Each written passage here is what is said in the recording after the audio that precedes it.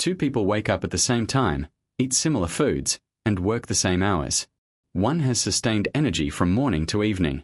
The other crashes after lunch, struggles through the afternoon, and can't wind down at night.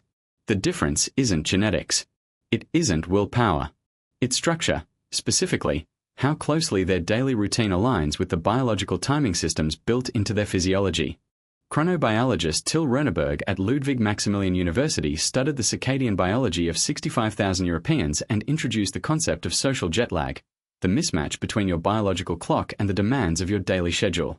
He found that even 1 to 2 hours of daily circadian misalignment was associated with significantly higher rates of fatigue, metabolic dysfunction, obesity, and depression. Chronobiology, the science of biological timing, has produced some of the most practical insights in health science over the past 2 decades. We now know that every cell in the human body contains a molecular clock, and that these clocks govern hormone release, metabolism, immune function, cognitive performance, and sleep-wake cycles with remarkable precision. In this video, we are going to see how to build a daily routine that aligns with these biological rhythms, and what the research. Most energy advice focuses on what to do: exercise, eat well, sleep enough. But chronobiology research shows that when you do things matters as much as what you do. Exercising in the morning versus evening produces different hormonal responses. Eating your largest meal at breakfast versus dinner produces different metabolic outcomes. The same total sleep duration produces different restoration depending on whether it aligns with your chronotype. The most damaging daily energy pattern research documents is the combination of irregular sleep timing plus artificial light exposure at night plus light deprivation in the morning. This triad confuses the master biological clock in the suprachiasmatic nucleus of the hypothalamus, the coordinating center for all circadian rhythms. When this clock is desynchronized, the hormonal cascade it orchestrates, cortisol in the morning, serotonin, and dopamine through the day, melatonin at night, becomes disrupted. Meal timing interacts directly with circadian energy rhythms. Research shows that insulin sensitivity, your cell's ability to efficiently use glucose for energy, is significantly higher in the morning than in the evening.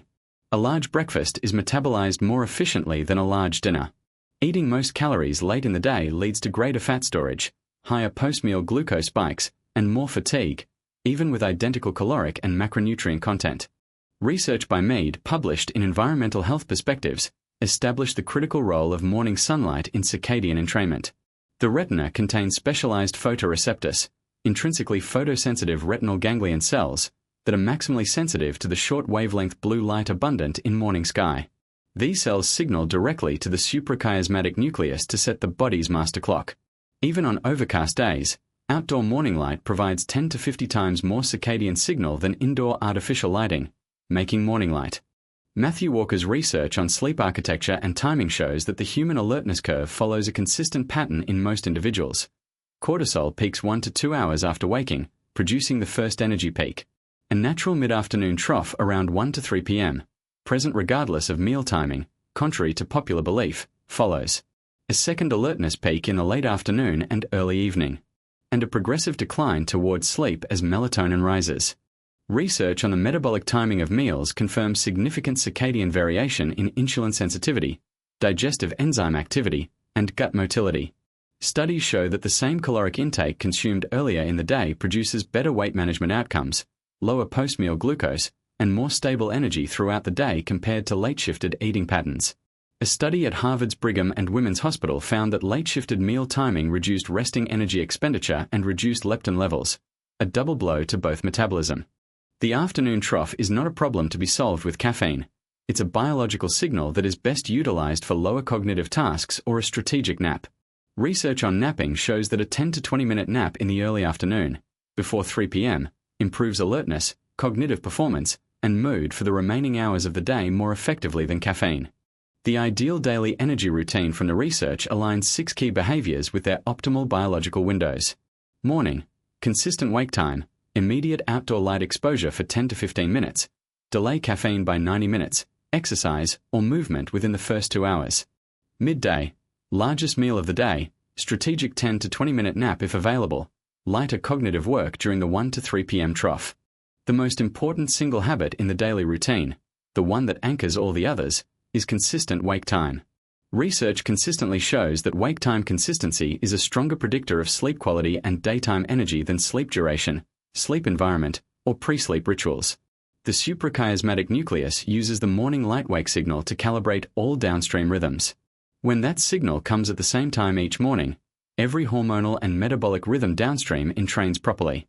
Start with the 2 highest leverage changes, set a consistent wake time for the next 21 days, including weekends, and get outside for 10 minutes within 30 minutes of waking. These 2 habits, combined, are the most powerful circadian anchors the research has identified. Everything else, caffeine timing, meal timing, exercise, benefits from this foundation being in place first. Build the anchor, then layer the other elements. If consistent wake time feels impossible due to variable work schedules, then anchor to the earliest wake day and hold it. It's better to always wake early and occasionally nap than to have a variable wake time that disrupts circadian calibration weekly.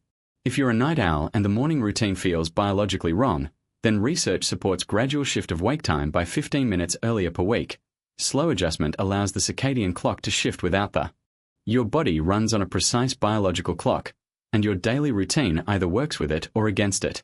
The research on chronobiology gives you the sequence: consistent wake time, morning light, delayed caffeine, front-loaded eating, strategic afternoon rest, evening wind down, consistent sleep.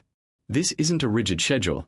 It's an alignment of behavior with the natural biological rhythms that evolved over millions of years.